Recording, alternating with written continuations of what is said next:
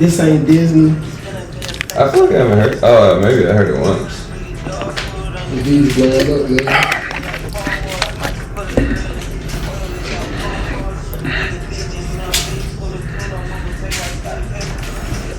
Hey, that's good. And welcome back to episode 48 of Backhouse Productions. We finally have a guest, and we have a new co-host here, Xavier Marshall. Okay, so before I introduce you, Taze, let's talk about you, X, because you were the camera guy last time, and you kind of fucked up the video. But now you got promoted, now you're the co-host. Happy to have you on. But Taze more importantly, we come big here. You know, we've had 5 videos without a guest, and we've been looking for guests, and thank you for coming on. I'm just going to introduce you. I usually just, freelance this. I don't really write notes for any guests we have on, but for you, yeah, you're the exception. I actually did. Okay, so here we go. So right now, Taze Moore played at Cal State Bakersfield 4 years, transferred to Houston for his 5th year. Played 5 years in Baco. You played 5? No, okay, including the year you didn't play. Yeah. Okay, so 5 years at Baco, 1 year at Houston, and his accolades are he's an American Athletic Conference All-Tournament team in 22, All-Big West first team in 21, WAC All-Defensive team in 20. So, and the biggest one actually is the slam dunk contest in 22, where you the champion. That's fucking big time. Yeah, I think that's my best trophy. Yeah, for sure. Give me like a little belt, like a little SmackDown versus Raw belt. Oh, for real? Nice. Yeah, it's pretty nice. Do you train for that? No. Do you mean you don't practice your dunks before you do it? No, I mean I go out there and I might go fuck off some dunks or whatever, but nothing too crazy. I mean when I did the dunk contest, the crazy thing is I walked in and I didn't do a dunk. Like when everybody's practicing their dunks, I walked in and told everybody I was gonna win. You Larry Bird it? Yeah, I Larry Bird it. Damn, dude, that's pretty fucking cool. So good. So when did you? I guess let's get into it. When did you really get into basketball? When did you know, hey, I want to be a basketball player. I'm going to take this as far as I can take it. Junior year is when I took it serious. Junior year in high school? Yeah, I mean, I've always been around it. My uncle, he, shout out to my Uncle Kenny, that's my dog. He kind of put me around it at a young age, but I didn't like regular basketball. I liked street ball, like and-1. Yeah. That kind of stuff was it stuck out to me. And then I just kind of went with it with the fanciness and all the flashy passes and things like that. So what I find interesting is most, your typical NBA fan, right? They only hear about the top players. They hear the success stories, going first overall, being a high first round pick, and just immediate success in the league. Yeah. But there's so many other guys that fill out the NBA rosters, and there's a lot of stories with you, for example, so your freshman year at Cal State Bakersfield, you get hurt. Yeah. And you miss over a year and a half trying to just bounce back from injuries. And I mean, not a lot of people talk about that stuff because really when you look at a basketball player, you kind of just see how they do on the court, right? They only see the performance, but they don't see the backside of it. And so kind of just run through that, being at Cal State Bakersfield, your freshman year, you're playing already, and then all of a sudden you get hurt. What happens? From there, honestly, I can tell you it was just a bunch of anger. Just really being an angry person, kind of. Mm-hmm. Frustrated at the situation on some why me, God, why me kind of thing. Yeah. I never thought I'd go through something that gruesome, something that horrific, honestly. But, I mean, I think till today, it kind of made me the person I am today because it made me change my whole mindset in a way of, I was really angry at the world, when that happened. And I had a lot of other stuff going on too. So I mean, from figuring that out on top of surgeries,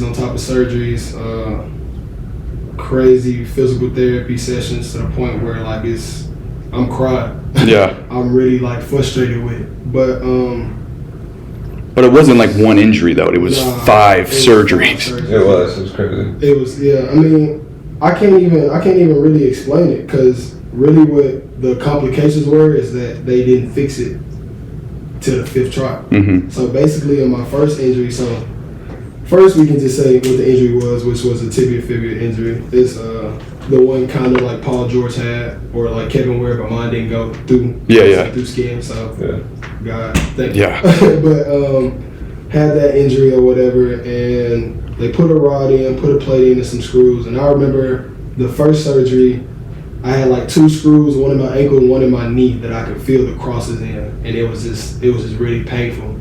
So I asked them to take it out, and they had to figure out something was wrong with it. Figure out what to do with it. Yeah. From there, they took the screws out. That was the second surgery, and they just compressed everything, I think. I can't even tell you what the third and fourth surgery was. But it was just more and more problems occurring from the one injury. Yeah.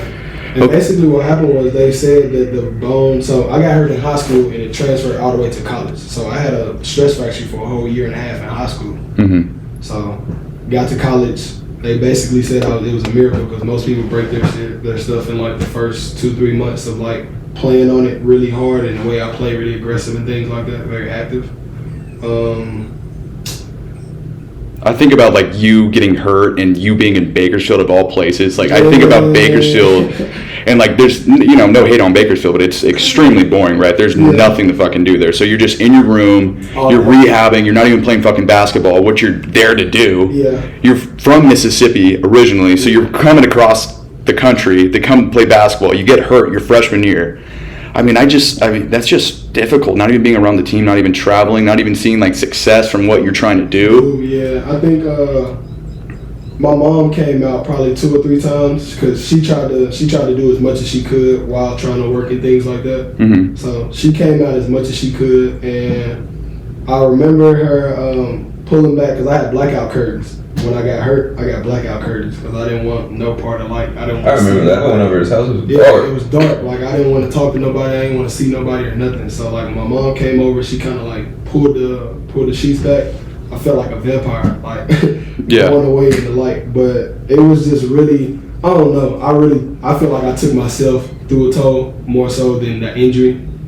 So how do you while you're rehabbing, how do you stay ready for basketball? So like you come back after the injury and you are playing again and you're playing well. One year you shot 51% from 3 at I think it was your junior year. Yeah.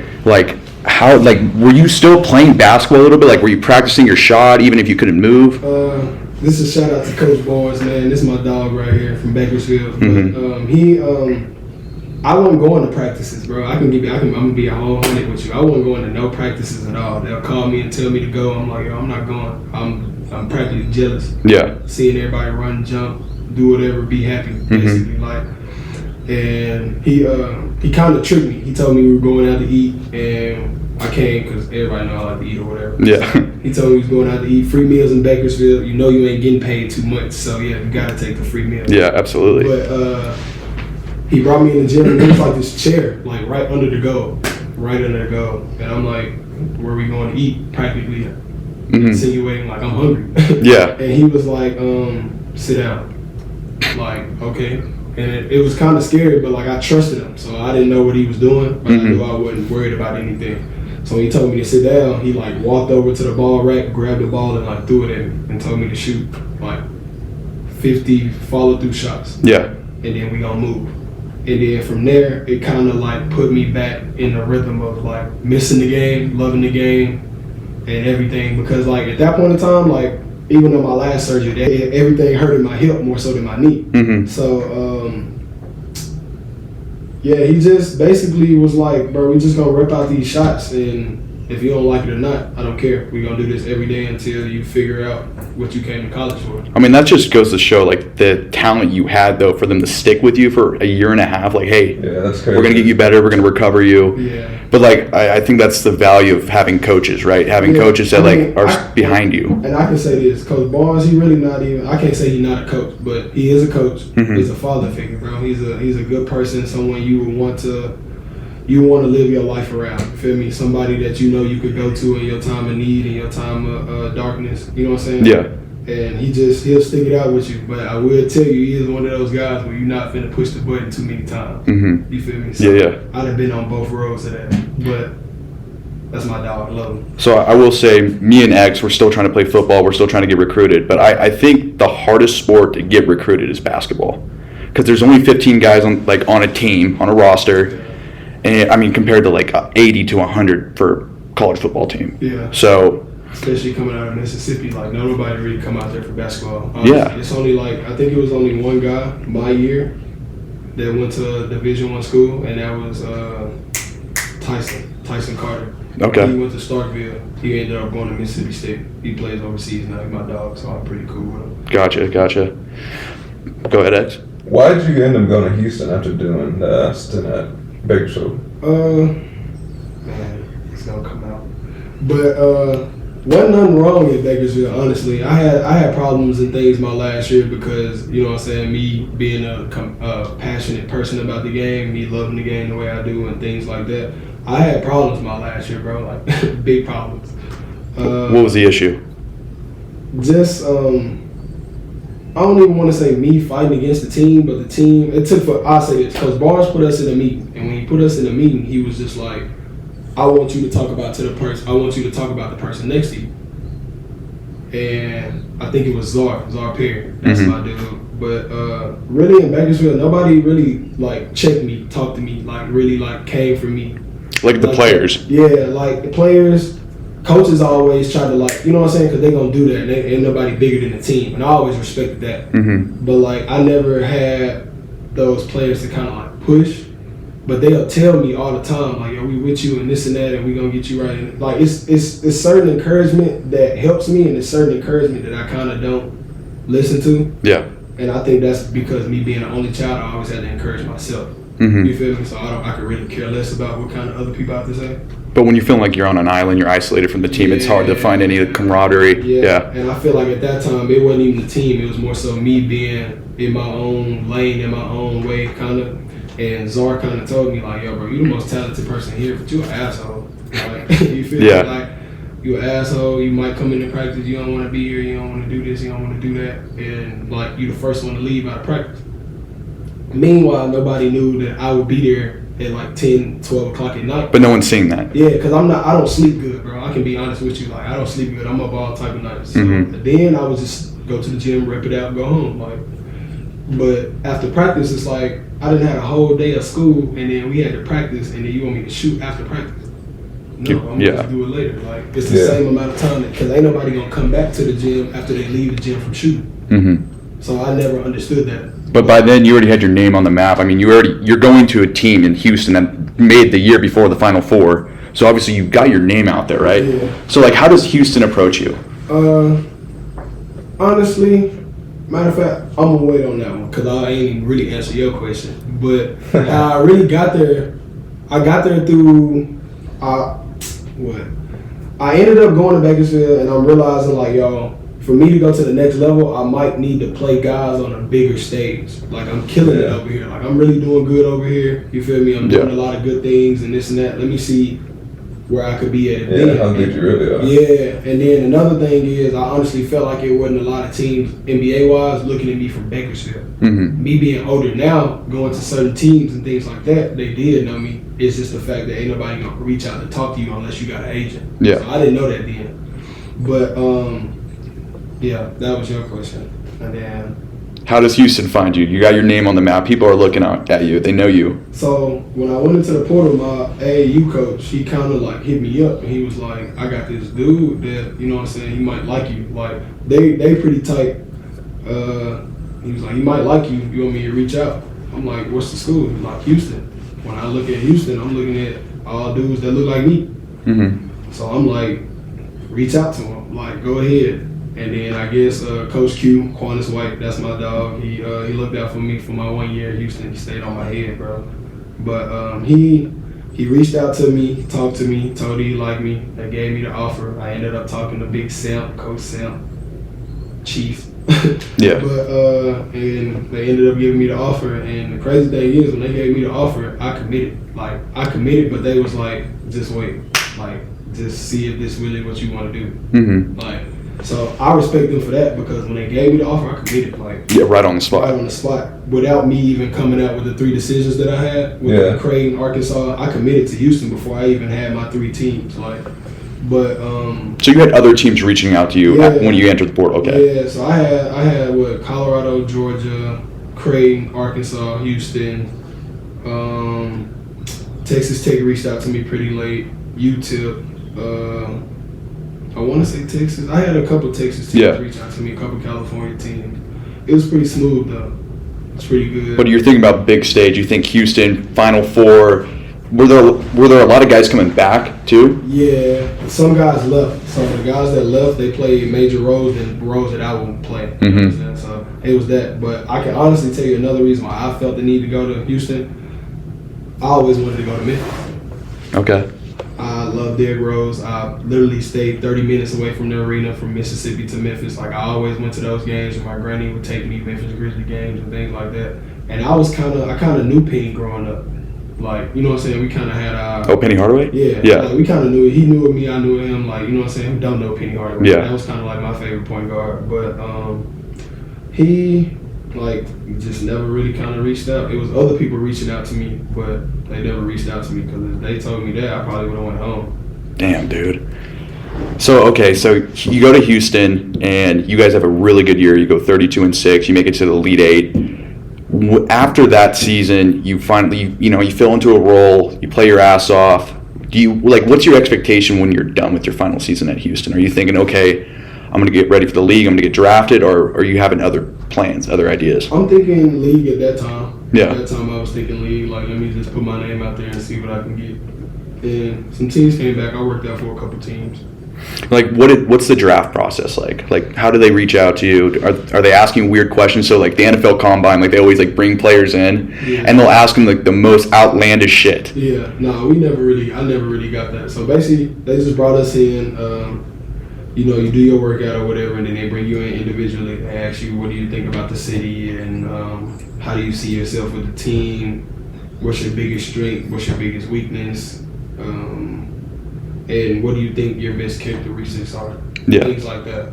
They don't really ask you too much because I think the NBA, they really go by what they see, like perception-wise. Mm-hmm. So it's like, it's nothing that you can tell me. Like, you can go out here and tell me that you're the GOAT, this and that, but if you out here playing like shit, then they don't really like it. But, football is kind of different where they would take kind of like a shitty person or like a person that's good and then they having a shitty season or something, and then they'll still rock with them. Like basketball, you get cut in your first 1 or 2 years for shit like that. Yeah. Yeah, for like football though, like you just need good locker room guys. Like you don't need a toxic guy in the locker room. So like they can take a lesser player because he's going to follow the rules, he's going to fucking learn the playbook, and he's going to keep good morale in the locker room. That's what they do in the NBA too. Yeah. They do that sometimes too. Because, I ain't never been a part of nobody really having no crazy stories, you know what I'm saying, going off on coaches and nothing like that. Mm-hmm. But they get on people's ass for shit like that. They cut you quick.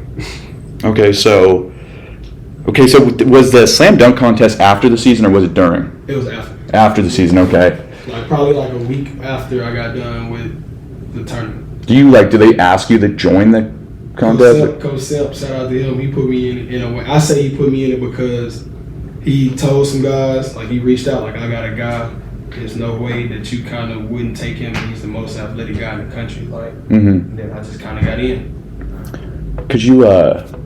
Could you tell that when you were talking to NBA scouts, they were a little wary with your leg? Yeah, I feel like it, but yeah, I don't really know because like I never really, like I said, I really didn't care because it's like at the end of the day, you gotta play. Like we all gotta play. Yeah. So it's just like if you can't tell from my physical, the way I do things on the court, how I'm moving, like you wouldn't even know I broke a leg if I didn't tell you. Yeah. So it's just like. All right, let me ask you this. Okay, so you look at me, right? Okay, you can jump like fucking crazy. Yeah. Can I even get close to jumping like that? Is there anything I could do? Is there anything? Oh no. You got to just be able to do it. Yeah, I think you just got to be able to. Because I'm a little embarrassed. I'm 6 feet and I can't fucking dunk a basketball. I know a lot of people that's that tall, but then I know a lot of guys that's shorter than that. Yeah, like I see 5'7" guys like dunking. It pisses me off. Like I dunked once in warm-ups 1 year, senior year. He was there. He fucking saw that. It counts. I think our rim's like 9.5. It might have been 9'10". You like it. It is. Our rim at Garcia. I don't even think you can dunk. Nah, man, he's got no hops. I'm an in-game jumper. I can't just run up and dunk. I can, like in a game, I can go up and catch a ball though. Yeah. Okay. How far you think you can go football? Right now, I think you got. I reached 60. I reached 60 the other day. We've been testing every week. It's getting further and further. No, but like you never really throw 60 in a game, right? It's only a Hail Mary at the end, right? You're never really doing a 5-step drop, fucking throwing 70 yards in the air, like. Shit. If you got a receiver that'll go get it. Well, no, but like there's D linemen, they're coming to get you. Like you don't have a lot of time to. I know that's what I'm saying. Like if you got, like yeah, okay. When he's throwing it, like it has to be timed out perfectly. Because if he throws it too early, safety picks it up. That is true. Yeah. Did you? God damn, that's the one I thing. played football in so long. Yeah. Yeah, he actually played football. When did you stop playing football? My 9th grade year. 9th grade year. Yeah, I actually cussed out one of my coaches. And then you're just like, I'm done with this shit. Done with this shit. Because basically they had basketball and football tryouts in the same day. Okay. That shit was stupid. That's how it was at VHS. Yeah, that shit's stupid to me though, because it's like, what if you got a guy that wants to play both? But that's what I like later, like looking at it now, they didn't want us to play 2 sports. Yeah. That's what I'm seeing. Our basketball coach didn't care, but the football coaches didn't. Dude, they get really weird about that Yeah. shit. Yeah, VHS they were like that. Like Really, really weird. If you played football, you had to be at basketball practice same morning. Dude, I honestly like basketball practices. I fucking love basketball practices because I love playing. But like, you do football practices and it's just so fucking grueling. But It's you're horrible. outside. You're outside. Yeah, really it's hot. Yeah. It's really just that. Because honestly, like, if they told me, Taze, we'll give you $20 million to come play football right now, I would stop this hoop shit. Immediately. Yeah, but like you're in the league to make money though. Like NFL, those guys get fucked. It don't matter. Nothing's guaranteed in That's the kind of NFL. like but I'm not gonna lie, I always wanted to play football. Only reason why I played basketball is because I cussed out my coach. It's because we got into it. Okay, so how does that even happen? Like he just tells you something, and you're like, Yeah, he came at me kind of crazy. He was just like, I don't know, motherfucker, what you doing on the court coming out late, da-da-da. I'm like, yo. okay, so you started off. I wanted to say it, but I can't. Yeah.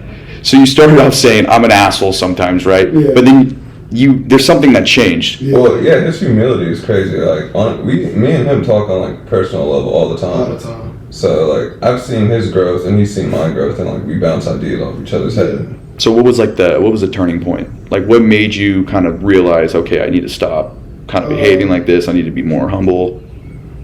Nobody really knows this, bro, but it was a kid. It was a kid that kind of changed my perspective. Okay. We were at camp, and I'm really not wanting to be there, bro. Like, you know how camp is. With No, yeah, kids they and stuff suck. Like that. Like, it was just crazy, bro. And then Bakersfield, bro. The CSUB camp? Yes. Bro. Yeah. And it's nothing wrong with the kids, bro. But at the end of the day, it's about how you raise them. And when they used to leave their parents and come to us with camp, it's like, They act all crazy. they act crazy, bro. Yeah. That's one thing I never really understood, because my mom never really tolerated a lot, like noise, stuff like that. So I'm not really good with that kind of stuff, to be honest. But a kid was getting kind of picked on, kind of getting like you know what I'm saying? He couldn't play. Yeah. He really was there just to be a kid. His parents just brought him. Mm-hmm. And he was just like, yeah, like, everybody kind of picks on me a lot. I'm like, why? Like, why do you think they pick on you a lot? Because he was just like, I'm not like them. I'm like, what makes you different? He's like, I don't want to play sports. I want to be a doctor. I want to be a lawyer. Like, Damn. he was like, I want to, you know what I'm saying? How old was this kid? He was like 6, bro. He was saying that at 6? He was saying that at 6. And I think his dad was like a judge. Okay. So, like, you know what I'm saying? Yeah. He would always come in with his book and his glasses. He got his little lunchbox and things like that. But it got to a point where I would just, in the morning, hey, just come shoot. Like, you know what I'm saying? Just come over here. And Trying to get him involved. Yeah, you know what I'm saying? And the more I started seeing that, the more I started seeing myself, like, kind of be more for somebody else. And I think that what made me be good. Like, it made me feel a lot better. Like, just being there for somebody else. Because I grew up in a single parent household, and I'm the only child. I taught myself everything, basically. I used to throw the ball 20, 30 yards and go run it down. Like, You just throw to yourself? yeah, like, bro, I got friends that'll tell you that, like, I was such a, like, athlete at a young age that, like, I was so far beyond my age. Like, people would be like, we'll get out of school. I won't even do my homework, bro. I go straight to the park. And then we hooping on monkey bars. Like, where I stayed in apartments. Yeah. So we don't got a basketball goal unless Dang, you cross must the be. street. Oh, I've done that. You showed me. Yeah, you remember I showed you that. So we got 3 holes. There's 5 holes in the monkey bars. Okay. But you only shoot in 3. You can't shoot on the back part in 21. But if we play the game, you can shoot anywhere. That's great. Yeah. So it's just in a park. But it's just kind of like made me more of a kid. Like, you feel me? Like, and that's one thing I understood when he said I'm not like those kids. Because I wasn't like kids my age. Like, kids my age, I used to play sports. And I'm calling audibles at 8, bro. I'm playing running back, telling our quarterback switch the play. Yeah, that's like, different. I was just ahead of my time. Yeah. So in sports wise, my dad played in the NFL. My dad he played, but he got cut kind of early. He had some stuff going on. What position? Receiver. Wow. Okay. So basically, I play his receiver. All my daddy's kids are athletic, bro. Like my little brother is probably the fastest. Mm-hmm. My oldest brother is probably the most like quarterbacky out of all of us, and I'm just all around. So you guys are really a football family. Yeah, football family. So for the most part, like it killed my dad's soul when we all stopped playing football, bro. Yeah. Like hurt his soul, like cause he got pictures of us and everything and this and that. But when my little brother loves track now. He kind of just like running and stuff like that. Mm-hmm. But me and my older brother, he's a Kobe fan. I'm a KD fan, so we kind of just switched over to basketball. So your dad was just pissed after freshman year when I can't say he was pissed because like with me personally, he wasn't at that age. He wasn't around me so much. Yeah. So like when I stopped playing, it was probably like, man, my son stopped playing. But I'm not seeing it as that. I'm seeing it as like my dad not around anyway. So I don't really. You feel me? Yeah. Now we got a good relationship. Okay. Then I was just like, I didn't really. Hey, but it turned out, right? I mean, look where you are. We're in the fucking win right now. Nah, We're playing summer league. Like, this is badass, bro. This is really, really cool. I mean, I can't tell you. I've seen so many fucking NBA players here. Like, we just saw Scotty Barnes downstairs. We saw Josh Hart. I'm surprised you didn't see Scoot. No, I haven't seen Scoot yet. He's been walking around like. At least I see him. Like, hey, you know how everybody you see most likely I seen him. Does that get, like, weird that everyone's in the same hotel, like, after you play each other? Nah. Like, there's no, like, tension or anything? Nah, because honestly, like, it's not like we gonna fight you after the game. Like, Yeah. You can't do nothing like that. Like, It's just everyone's on like thin you ice. gonna be on some anger. Like, you might be a little, like, yesterday I was kind of hot. Like, and I wasn't mad at the fact that, like, I didn't play as crazy as good or this and that. Like, no, I think I played pretty good. But I'm a winner. I like to win. I'd rather win on the bench. Like, if I need to be on the bench and just supporting people, Yeah. cool. Like, I just like getting W's. So you feel like you got a chip on your shoulder this time since you've been here already, and you know what to expect? Yeah, but I can say this. I know what kind of come with it now, with the league and stuff like that. So it's like you got your two ways, you got your contract guys, and you got to accept that. Like, you got to accept your role. You got to accept what it is. And me being a guy that's already been here, I just helped them out. Yeah. And, you know what I'm saying? It looks good for me because I'm an unselfish dude. Yeah. But, I mean, everyone's good here, you know? Everyone's good there. How's the skill gap from college to NBA? Yeah. Oh, it's crazy different, bro.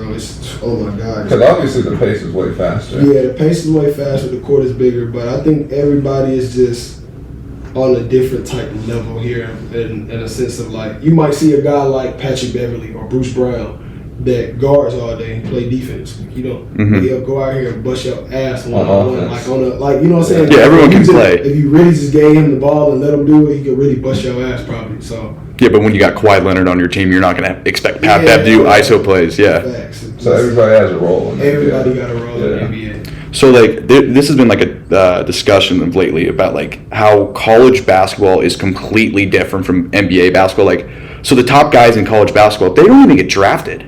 Yeah. Like, the men's like the guy from Purdue, he didn't even get drafted. Edie. Yeah. Or the guy, like, I mean, there's just countless dudes that are winning, like, men's, like, best basketball player of the year, and they don't get drafted. So, like, what, like, because they're maybe a junior, they're a senior. But you kind of mess up your stock, and that's why I feel like the NIL messed everything up, honestly. Because, like, now you got guys like Drew Timmy, like Tim. Timmy. He, you feel me? Like, he did 5 years of college, 6 years of college. He was projected to go first round 2-3 years ago. Oh, really? Yeah, like, he was projected, like, he was pretty, you know what I'm saying? He was supposed to be in the mix of stuff 2-3 years ago. Yeah. Just like Oscar. Like, I don't think Oscar, the guy from Kentucky. Yeah. 34. And you know, he didn't got all type of shit, bro. Like, all type of accolades and shit in college. But it's like the longer you stay, it hurts you because you got these younger guys that's 18, 19, and now you 22, 23. Yeah. And that's one thing I learned from me coming in last year from 23 turning 24. But I wonder if, like, a guy like Timmy, he's probably thinking, like, okay, NIL, I might be getting paid good amount of money at Gonzaga. No, you gonna get like, money. Like, you're the guy there. That's the thing, though. You gonna get paid, but it's gonna hinder your future in a sense of what you do with this league shit. Yeah. And that's cool. Like, you know what I'm saying? If you gonna get paid now and start you a business and look for something to do and, you know what I'm saying, kind of build your money around something. Like, I got a homeboy, Davion. He played at Kentucky. I think he played with the Wizards this year. Okay. He got him a little puppy thing going on, like a little dog. kennel thing, whatever it's called. Yeah, like a little business. Yeah, like a little business, but like he put his money into something. Like, you feel me? Yeah, I mean it's a jump start, right? The money you get from the 'Cause NBA. Like, if you lower your stock, but you're gonna take the risk of taking the money, why wouldn't you invest your money in something? Right. Yeah. Well, I mean, financial literacy. I think it's getting better. I wish I could get better at it. I got a lot. I'm still learning it. Yeah. Yeah. But it's like a crazy number of like athletes from the NBA. I think it's just all all professional sports. Like the second they leave the league, they go broke. Like it's like a crazy 70% of the athletes go broke. Yeah. I mean, Like I just think that's people living life and probably spending money. mm-hmm. Spending money while you got it, and then vacationing when you're done probably, and then not really looking at your account. Because I can say that's one thing I'll do. Like I'll swipe or I'll spend cash all day, and then I really won't look at my I'll be like, damn, bro, I just spent $500. Yeah. You feel me? Like, damn, bro. I mean, dude, I can't even imagine like getting drafted and then all of a sudden, okay, you're a millionaire in seconds. Overnight, you're a millionaire. I mean, that's just like. That's everybody's dream. Dude, that's. Be a millionaire, hit the Powerball or some shit. Yeah. And even the Powerball people, you win the lottery, those people go broke most of the time. They don't even keep that money. But $1 million, I can tell you, because I didn't have $10,000. $10,000 is like having $10. Mm-hmm. That's what a rich person told me, like, bro. Especially like when you see it, because you think you can just buy and buy and buy and buy. Yeah. Yeah, Especially so, just imagine like you get $1 million, you gonna damn near go buy a $2,500,000 house. You gonna go get a nice ass car. You gonna go splurge a little bit. So you done spent $500 right there. But then the million's not even the million because it gets taxed off. Shit. Yeah, income tax. But that's what I mean. Like by the time the taxes get taken out of it, you probably just got $200,000-$300,000. Yeah. If that. No, yeah, exactly. That's crazy. You're a top bracket. Yeah, you're getting fucking taxed hard. I heard Shaq talk about that a lot, though. I mean, that guy, holy shit. I see Shaq everywhere. You know, he does the DJ sometime at the Encore. Yeah. That guy does everything. He was there last night? Yeah, after the UFC after party. Are you serious? Lit. Okay, you want to hear this? So we went out last night. X is super pumped. He gets my ass out of bed. I don't want to go. Yeah. And you're thinking, okay, we're going to Vegas. We're going to have some fun. Well, we don't even get into a fucking club until 12:30. All right, first of all. We were standing around for 2 hours doing absolutely nothing. And I just feel like, what are we doing?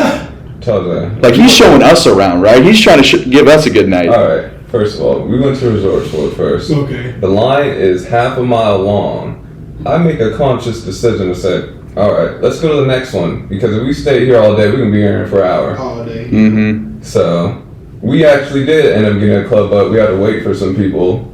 But they got us in for free. And But then, here's the guarantee, though. He's like, okay, I got another one, too. Okay, so here's the guarantee. Here's the guarantee. He's like, all right, our name's on the list. We're getting right in. Well, guess everyone's name's on the fucking list. Like, it's not even special. Like, he's making it seem like, oh, I got us. Like, I fucking pulled this for you. Yeah. Everyone's on the list. So, anyways, we get into this club. I think it was at MGM. I'm like, I don't want to drink. Like, I'm done. Like, I don't want to drink. I got it in the morning. Yeah, I'm done. I was telling about the water. Yeah, okay, so I'm like, I just want a water. So I go up to the guy. I'm like, hey, can I get a cup of water? He's like, yeah, $13. Now, first of all, he skipped over us 4 times and then charges him $13 for water. $13 for a bottle of water.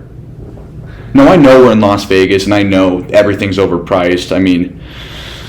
But fucking $13 for a bottle of water. And he threw it at him. He was like, I feel like I got slapped in the face. Somebody threw it at you? No, but it felt like it. Over. It felt and like he it. said, oh, my bad. Yeah. 2 sips done, $13. That couldn't have been me. I probably would have. Oh, let me tell you about Tao. Oh, wait. Actually, no, it's not talking about Stone Tao. Cold stunnered his ass Dude, yeah. with the beers. Dude, there was a fucking Tao. There's like a Moscow Mule, $60. Oh, yeah. $60 Moscow Mule. Those drinks, It's got like a little ginger in there. Ginger soda. With a little lime, Yeah. vodka. That's about it. It's pretty simple. Yeah. But $60 Wait, for Moscow Mule? for a Moscow Mule. $60. That was a towel? Yeah. Yeah. Well, we paid $70 in San Diego. Yeah, dude. It's Talking about, is it a bottle or is it a drink? I think it's it a was drink. like It's a drink. I got like a double. Yeah. So it's like a little more vodka. So how much was yours? $60. Yeah, 60. Oh, hell no. So anyone who's listening to this, if you don't have $1 million, you're not doing anything fun in Vegas, right? You gotta you honestly you have to have money to have fun here. Section It's ridiculous. 4,500. Not really. To have fun here? How do you do it? Man, look, let me tell you something. You go get you some food. You go find you a little go-kart, little dune buggy place or something like that. I know Some, you're talking about. you know what I'm saying? Just do something that's not crazy. Yeah. You can do that almost every day. Escape room. Yeah. That ain't Escape nothing room. like 30, 20. You go, like, I like to ride go-karts. Okay. You know what I'm saying? Little stuff like that. I don't know. Shorty get me out of bed most times. Like, I don't really, you feel me? I'm the type of person to be like, what we doing today? Yeah. I probably need to switch that around soon, but yeah. You know, I'm usually this weekend is a win though because I didn't gamble because I usually play blackjack, and I just like go to the table. I play blackjack. Hey, I've been wanting to go to roulette. Bro, roulette. I mean, those are the best odds. Those are the best fucking odds. That and craps. I'm probably 50 on black. I just said black. Always on black. Oh, dude, I lost like $100 once because there was like 10 in a row that were black. I'm like, oh, it's red. No, I'm like, it's gonna be red. Oh. It's fucking black. I'm like, okay, I'm betting red. I'm putting the fucking house on red. It's black again, and I throw my hands up. I'm like, I'm done. This fucking place is it's rigged. Everything's rigged here. Everything's rigged. You're not gonna win. And even if you do win, they're gonna come to you and they're gonna fucking offer you free drinks for you to eventually spend it, or they kick you out of the casino. Yeah. See, I think the only reason why I don't shoot craps, bro, is because the dice is too big. Yeah. Like, I'm used to shooting dice 7-11, like on the side of the road, Yeah. growing up type shit. So it's just like, those dice are not fittable to be like rolled. It's on purpose, though. Yeah, it's on purpose, but I'm just saying though, like, and I really feel like it's magnets under that shit. Like, they just pick and choose when they want to do shit, like, you feel me? Yeah. Cause like, I don't know. One day I rolled my shit and it was like on the edge, and then it just decided to like slap over. I'm like, oh yeah, I don't like this shit. The worst part to me is I'll lose money at blackjack, and the dealer they try to help you, like they're trying to give you advice, and I'm like, fuck you, you're not helping me. I don't even know how to play blackjack. No, but they're telling you like, oh, that's a wrong move, and then you lose money, and they're like, they like laugh at you. No, it's a horrible. Like the entire table's laughing at you because you made a wrong mistake. Or they ask you to double your bet on accident. Like, oh, you want to double this right now? Yeah, I mean, just throw everything on there. See, I had a teammate always tell me like, if you want to, and this is never mind. I'm not even gonna say it. I'm gonna skip over it. Okay. I'm gonna skip over it. If you had to say what city in America you would live in, what would it be? City in America, where would I live in? I like Texas. Yeah. I like Vegas. I like the California, Texas. I like those two. That's hard to pick, bro. Bro, it's so hot here. No, it is hot here. But I like Vegas, but I like California more. Okay. It's like I like Miami because I got people like my dad is from Miami. Mm-hmm. So it's mainly like those areas. But if I had to pick between one of those, I'd probably pick Texas because Texas is cheaper. Yeah, for sure, I yeah. can go get a crib for cheaper. Food is cheaper. Dude, I had no idea your dad played in the NFL. This is like, what college did he play at? Bro, I ain't even gonna lie. I would have to call you and tell you because, like, my dad, he kind of had a journey of his own. If you want to look it up, if you got time to, he got his own, like, article. What's his name? Connie Moore. Connie Moore? Yeah, he got his own article. But in the what's the title? It's like the greatest receiver in Florida to never make it. What? Yeah, like, my dad was really good, bro. Like, my dad was spot on good, crazy good. He just got in a lot of trouble, burglary charges, things like that. Yeah. Good stuff growing up with the wrong people, honestly. Mm-hmm. Fuck, man, that's... Yeah, and like it's crazy because like I'm telling you, Joe, like if I played football, I would be nice. I would be 6'5", Bro, yeah, probably with more muscle and just fast as shit. And it's like you gotta jump with me. I feel like a Megatron. Like if you really just gave me a body like that, I feel like a Megatron or something like that. So you're probably going to say basketball players can adjust to football better than football players can adjust to basketball. Oh, most definitely. You go from lifting and trying to shoot a ball. Most definitely. Man, I don't know. Have you ever seen... Basketball practice were horrible coming out of football season. Nah, facts. But one thing I can say is like it'll take time for a motherfucker in basketball to get hit. Like usually getting hit. You ever seen that Draymond Green highlight of him at Michigan State? Facts, he got his ass popped. Yeah, He got fucking pressed at the line. He's 6'7", still can't get off a corner. That's a 5'10". That's what I'm saying. Like little shit like that. Like that's what I mean. Like if you good in football, like you go to college for it, and then you think as a basketball player, like I'm just gonna walk out there and be good. No, I don't think I would walk out there and be great. Yeah. I feel like I could get off the line, and if you throw that bitch far enough and high enough, I could go get it. Who's a guy in the NBA right now do you think that could play in the league, NFL? Do you think there's anyone? Because I would say Westbrook. Most definitely Westbrook. I would say Westbrook. I wouldn't even 6'3". give it to nobody else. That'd probably be Westbrook by himself. I mean, I'd probably say LeBron, maybe too. I mean, I don't want to put him in there. That's obvious. Yeah. I'm saying like somebody like just imagine Westbrook running that you would pass on a basketball court. Full speed. Yeah, fuck that. That's crazy. Like that's like a Ray Rice situation. Oh my god, yeah. Dude, oh my god, bro. Being a linebacker would be so shitty. So shitty, like yeah. I wouldn't even know. That's the argument. You just see basketball players not going to hit. Or Pat Bev. I don't know why I feel like Pat Bev would be like a nice corner. Just talking shit, like Shoreman. Yeah, like a Darrell Reeves. I don't know why I feel like he would be on that level. I don't know. I'd say Aaron Gordon. I feel like Pat Bev's too slow. Pat Bev's a little short too. Aaron Gordon to play what? Football? Well, he can play anything. Oh, he played put him in football? Tight end? Nah, facts. I'm thinking. I don't know why I thought about Aaron Donald, the dude that. That's what I think. Aaron Gordon probably might be good. Bro, did you see Myles Garrett on the courts? Because he like always comes to the summer league. I saw him last night too. Another guy we saw. He just warms up with the Cavs. Like he had a Cavs jersey on. He's just dunking. That guy's a freak athlete. Oh, the one that played for the Browns. Yeah, That's he can transition. No, he can transition, but the reason why he can transition, I feel like, is because like he's played basketball before. He's like a Kenny Lofton. Yeah, like like what's his name, Ramsey. Ramsey can play basketball. Oh, I didn't see that. Like I didn't see him. I played. You want to know crazy, bro? Something crazy. I can get to you on your podcast, bro. I used to play with DK Metcalf. Oh, yeah, he told me this. Really? Yeah, he played. He was in Oxford. I was in South Haven. We like 30, 40 minutes away. Yeah. And he made it to the All-Star game in Mississippi, and we had to do a dunk contest against each other. The only thing he could do though was a cradle. Did you beat him? So, yeah, I beat him. Yeah. I lost to another dude, Darius something. Forgot his name. He was a big at the time. He was like a 4 or 5 star. Baisley? Oh, Darius Baisley? No, he's not from Mississippi. It's another guy. It's like a big, like a true big. Gotcha. Okay, so in college, who is the hardest guy to play? Do you have Marcus Sasser. Who? Marcus Sasser. Who's that? Marcus Sasser? Yeah. It's like I never really had, like, I can say this, and I know my coaches, if they ever see this, like in Houston, they'll say Johnny Davis because he gave me 30. Mm-hmm. Like, I'm not even gonna lie, I wasn't even in the right headspace to play. Like my granny died the day before the game, so I was just playing just to play. Honestly, like I didn't study the scout. I didn't care about the game. Like I was just out of it. So I probably shouldn't have played that game. Yeah. Like my toughest person to ever guard is Mark, Okay. and that's my own teammate. Like. Damn, that's respect. Yeah, like I don't really feel like nobody else was harder to guard. Now, if we say G League, I can say RJ. RJ gave me a welcome to like RJ who?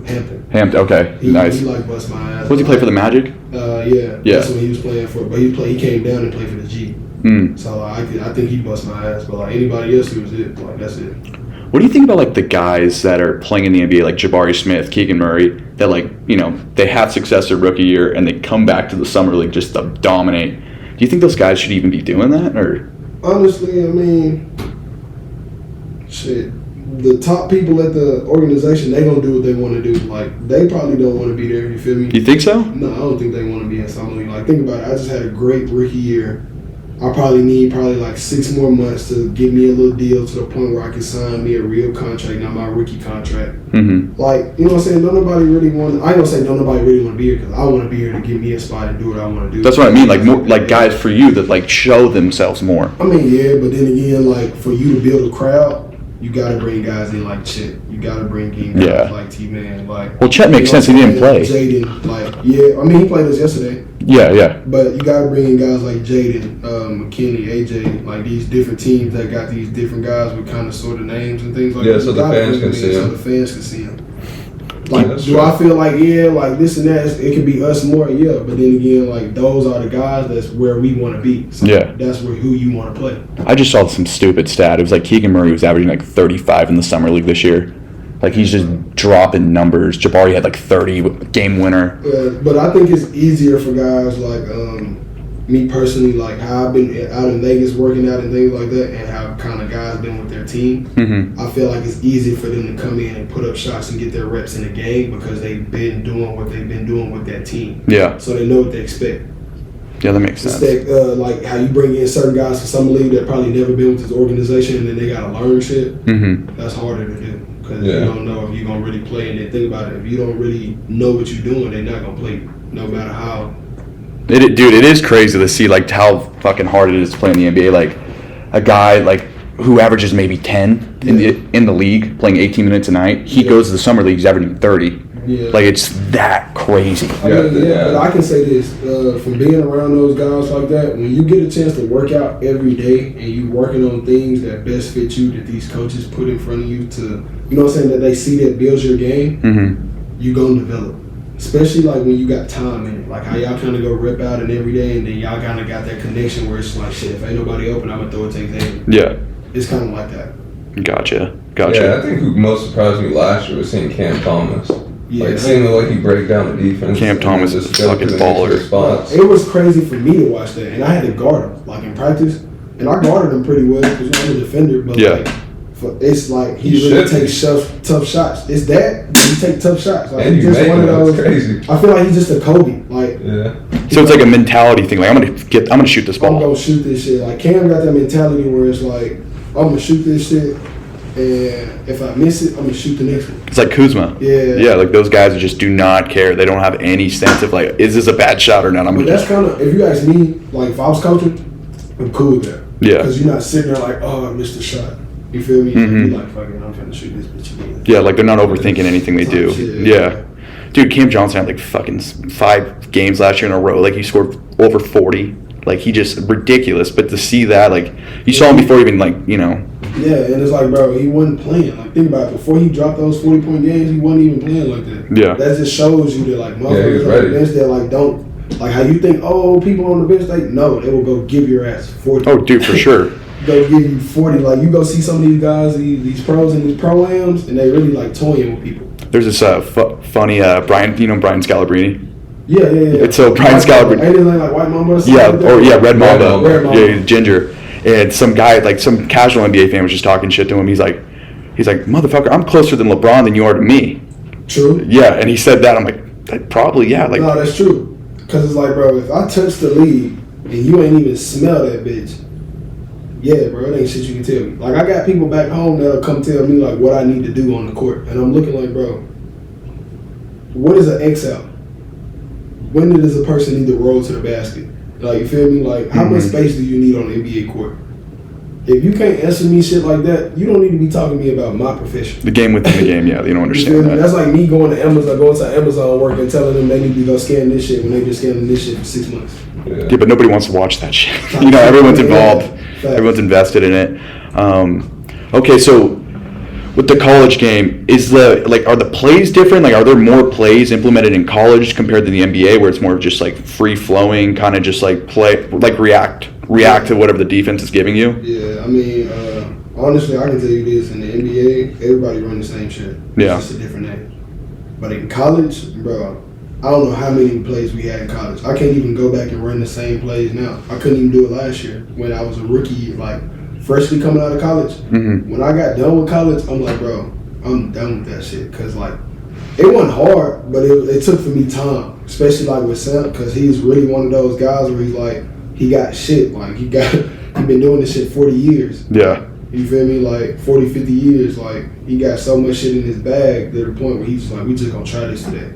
Yeah. Well, I mean, that's what's so different about the NBA. It's like, it's a players' league, right? It's like players win the games. I mean, you can say maybe in Miami, Spoelstra really like that Heat culture, kind of cultivating a winning team, but like college basketball, it's more like the coach. Who's the coach at a blue blood program? Okay, they're going to be there for 30 years. It's his way or the highway, right? If you're an NBA player, like, you know, who's this guy? Like, who's Frank Vogel? You know what I mean? You know what I mean? I don't know. I don't like the way they did with the Bucks head coach. Yeah, that was messed up. And then they fired like another person that kind of went to another coach that went to the finals. Like, I mean, Frank Vogel got fired. Monty Williams. No, that's what I'm thinking. Monty Williams. Like, and it's like at the end of the day, if you ask me, I'm pretty sure these coaches know what they want to do, but it's the player. It's the higher ups. Like, you feel me? Like, it's the higher, it's the organization. Because like certain people will come in here and tell you, like, I ain't never been in this situation, nor have I been in the NBA yet. So let me say that. But like, I'm pretty sure there's been times where they like, this guy needs to play, and it switches like that. Like, you feel me? Yeah, like they give into the player's request. Yeah. Because I mean, it'd be like that sometimes. Because you look at any LeBron James team, like every year, like every first year he's on a team, he always gets rid of the coach. Yeah. Like, what do you have? Like, it was cool that Pat Riley stood beside Spoelstra. I know. Yeah. That was Like, cool. I thought that was pretty cool. yeah. Like, even when they started that Big Three era in Miami, 2011, they started off like 9-8, and you know, I think they didn't like Spoelstra because he was just some young guy coming up. And you said, like, you know, how do you respect a guy who didn't play? He's just a video coordinator. But like Pat Riley stuck with that guy, and I think that goes to show, like, if you really believe in someone, you got to show it, right? And that really helps someone like develop and become that person. I feel like, me personally, if you're a video coordinator, you're around it all day. Like, you feel me? You ain't got no choice but to learn it. Mm-hmm. So it's just like, if anybody, personally, me looking at the game outside now, I would probably put a video coordinator up too and make him like, not like a head coach and not like an assistant, but I'll make him like Lord, like, you know what I'm saying? Yeah. And build him up, because it's like, at the end of the day, you know what sets we running, you know what we got to do, and then if I need you to sit here and chop down a film session real quick, you can. Yeah. Like, most of those guys that really that coach, they can go on the computer and break down film. Mm-hmm. So that just shows you like they had to learn how to edit. They're nerds of the game. Yeah, you feel me? Yeah. I felt the same way with like college football coaches. Like, they just fucking love it, right? Yeah. They can't do it themselves, but they can break it down. They can show you why this is working, why this is not working.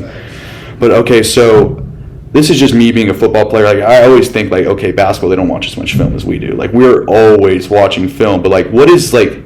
Can you just go through like what you're looking at, like film wise? Like, are you looking at a game to game basis of like how, like, what they're doing differently, or are you kind of just going out there and playing most of the time? So you want to know like my form? Yeah, like what's team-wise? let's just say team. Like, what are they like making you break down? Like, are they showing you clips in front of you guys all together? Yeah, they show us clips and then they break down, like at the bottom of the clip it might be like this person needs to step over and help, and then the next person might need to X out, and then we rotate from there. Like little things like that.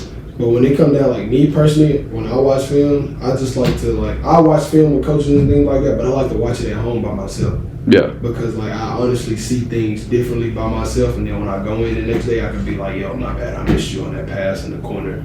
In the third quarter, we had 4 minutes left. Motherfuckers be like, damn, you remember that? Like, yeah. But think about it, it probably is harder to break down film in basketball because you're playing so often. Yeah, it's not like every week. Like, yeah, and you got so many. Like, I don't know how many possessions there is in football, but you can get up to 80 possessions. If you're moving fast, 80 plays, 100. Yeah, so it's just like, for the most part, you got to think about it, bro. We're like this. Like, how y'all kind of get a chance to sit there and Mm-hmm. Oh, it's a different shape for sure. Like, Yeah. Feel me? Like, it's kind of different. So like, just imagine you running and then you going up the court for about 3 minutes now, and then they call out a play and you like, what? Yeah. I'm tired, bro. Like, run something simple. If I play basketball right now, I can go up and down maybe twice without like getting my hands on my knees. I'm like, Bro, like, shout out to my best friend. I'm gonna tell y'all this story because that is my dog and I don't care.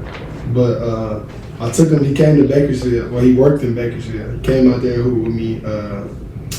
I forgot the name of the gym. GSA. We went to GSA out there and we were hooping and things like that. And I picked him on my team, bro. And when I picked him on my team, I'm thinking we good. We ain't played basketball with each other in years, bro. Like, that's like my dog. Like how y'all are. Mm-hmm. So we get to running up and down the court. And probably like 3 minutes later, he walks up to me like, yo, T, I can get a sub. I'm like, bro, what you mean? I'm like, what you mean, gang? Like, he like, bro, I'm tired. Like, I'm like, bro, you only went up and down the court 3 times. He like, yeah, bro, I can't do this game. Like, I'm beat. Yeah. I'm like, damn, bro, I really, like, it's really only for the, like, you know what I'm saying? Yeah, Only you gotta be. people can do this. Like, You got to be that guy. Great shape. yeah, because I didn't even know that. But I remember one time you came with us and you did pretty straight, but he was like, yeah, I'm done with this shit. But you run a lot too. It's just a different shape. You got to See, get that's used the to thing. it. I be trying to get Xavier to be like my trainer and shit like that. I gotta get the big bucks. If Yeah. I get the big bucks, I feel like he'll fuck with me. Fuck, you don't fuck with that? What the I fuck? would do it for free, but I told him if I lived in Vegas, like that'd be way better for me. But Nah, facts. I live Probably too would. far away, Yeah. so I only see them a couple times a year now. Yeah, but I always tell them that, like, cause with this stuff, like, I always talk between my mom and my family and my girl, and you know what I'm saying. I always tell everybody like, yo, bro, like, I'm not trying to sit here and like, I love the NBA. That's where I want to be. But like, if I want to make money and make a stability for my people and my, like, you know what I'm saying, my little one and this and that, Yeah. I gotta go. Like, you feel me? Like, I gotta go do things I gotta go do. So hopefully I can do something this year, but if I don't, it'll probably be me venturing off. So Like venturing off to what, overseas? yeah. Playing that? Yeah. So you played a little bit there already. Is there like, there's got to be a big difference playing over there compared to the States? I can say the fans. The fans are diehard fans. Like, they'll die for you. They're more invested? Yes.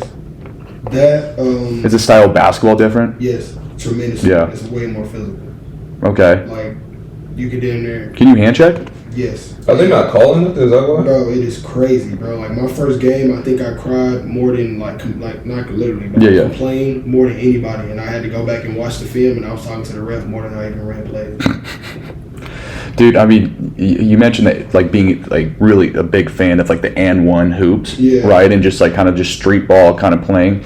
But like the guys in overseas, you look at Jokic, you look at the last 5 MVPs in the league, they're all European players. They're all, international players. Like it's almost like, how the U.S. was, have supremacy over the entire world when it comes to basketball. Like we breed the best athletes, we have the best basketball players, but now it's like there's like a balance changing. And I think they got the smarter players. Is it the way is it the way AAU's organized? Like the way like it's just players like playing with their friends? I feel like when we watch basketball as Americans, as young kids, we want to be LeBron James, we want to be Kevin Durant, but we don't sit there and study the skill set. Over there, they know they're not as fast. They know they're not as big. Like, you know what I'm saying? They know they're not as physical or this or that, athletic. So they need something to make them different. Mm-hmm. And that's their brain. Like fundamentals they have down. Like, bro, I remember one point guard overseas named Harold Frey, bro. That's the first guy I played in college that was from overseas. Played him where he went to Montana. Okay. But I ended up playing with him in Germany.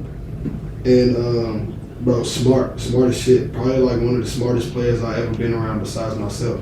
Like, will sit there and tell you, like, will sit there and dribble the ball and go against the whole defense and then tell a person go to the corner and he can yell out basically the whole play, and motherfuckers can hear him, and he still get the ball to where he wanted to get it.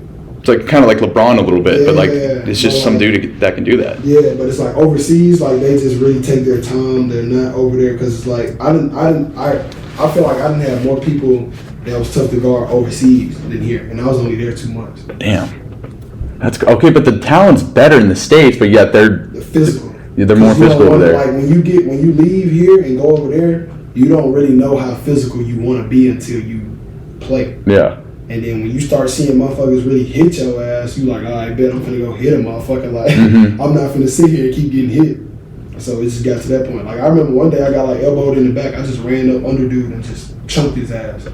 They gave me a foul and they didn't give him one. But I was just so frustrated of like figuring out the physicality that I just did some shit. Dude, that's just a foul, no flagrant. Yeah, nah, they gave me a technical. Damn. I ain't gonna lie though, bro. When I was in Germany, I was a fighter, bro. Like I really like wanted smoke, and it was just because like I didn't like the way they was like so physical. Me just now, different it's style. just like me now, but I feel like I should have just put on more weight.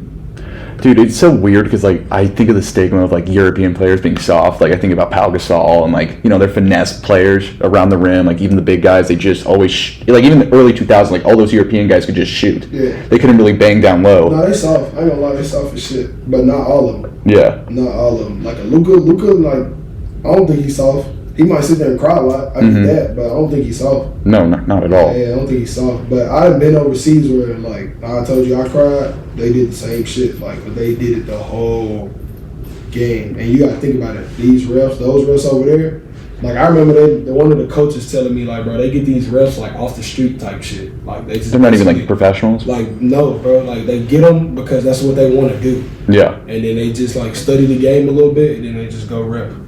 Dude, I don't know. There's some bad fucking refs in the NBA. I have seen some horrible calls. I'm not even gonna get into it, but You've been to the G yet? You got to come to a G League game. I used to the Bakersfield Jam. I used to go to some of those games. That was kind of cool. They closed down 16? Yeah.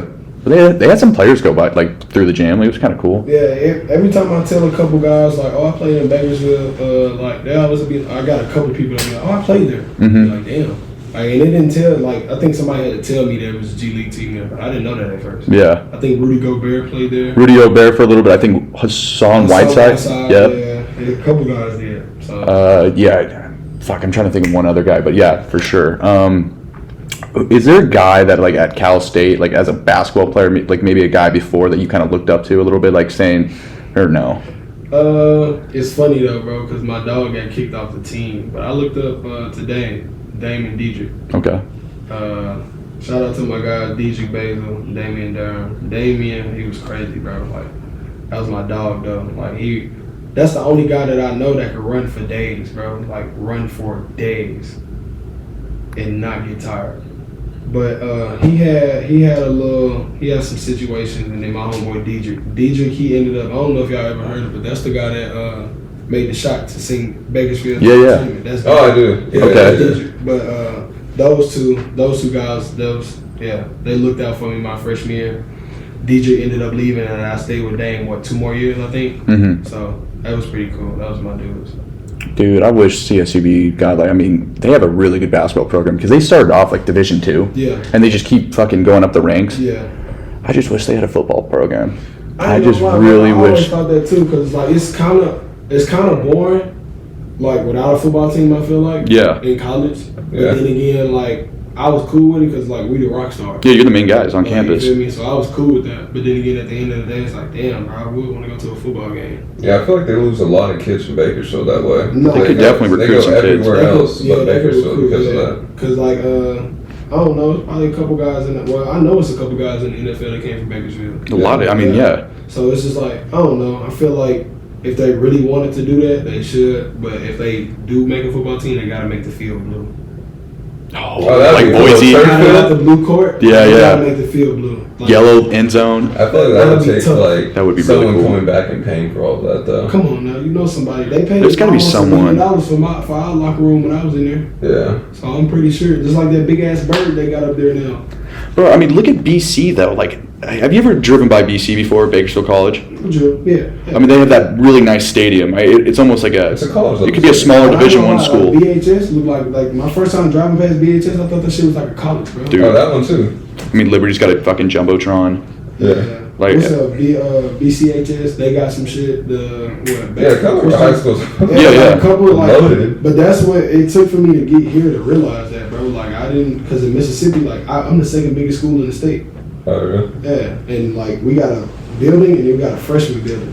Have you seen Wow. Bishop Gorman here? No, Dude, yeah. that's crazy. Nah, their stadium's crazy. That's that UFC money. There before. Yeah. And I had an AAU game before, like there. Over there? I probably ain't been there yet. When the younger I was there a lot. Oh, even their gym is crazy. No, that gym is pretty nice. Yeah. Alrighty, so we're already over an hour. This has been a really good pod, dude. Let me ask you this real quick. Okay, you're talking to your freshman self at CSUB. What are you telling them to do differently? First go look at your leg. Yeah, get it checked out. Go get checked out. But Make sure you're healthy. Yeah, but treat people the way you want to be treated. Love life, enjoy people while they're here, and just remember, bro, things could always be worse. Yeah. Just that's what I would tell myself. Like things could always be worse. Your granny loved you, cause like I'm a big granny's baby. Mm-hmm. Your granny loved you. Can't be mad at things that, you know what I'm saying, happen in life that you can't control. I got homeboys that's dead and gone, so that's what I kind of mean with that. Yeah. And it's just like, yeah, bro, you can't worry about things that you trying to better your life from. You Mm-hmm. kind of just got to take it to the chin, pause, and just run with it. Gotcha. Okay, so with that said now, what's the future going to be like? What's the future going to be? Hopefully I make a roster spot, man. I really want to be there. Just help a team out. I feel like with the talent that I got, you can put me anywhere on the floor. I mean, I guarded Trey Mann, which was a 1, Jared Butler, which was a 1, and then I ended up guarding goddamn Chet by the end of the night. Yeah. So it's just like I can play multiple positions. I can move around. I'm probably going to be the most athletic guy on the floor, and I'm at least going to be 1 or 2 top defensive guy on the floor, like your defensive go-to. So just trying to make a roster spot and make money, bro, honestly. Enjoy life and see more out of life. That's really it. That's awesome. That's awesome. All right, well, let's play one more song. We always do a closeout song. Let's get one more. What's shit on you again, Taze? Back to that V's. Play that V's again. Play the V's again. Man.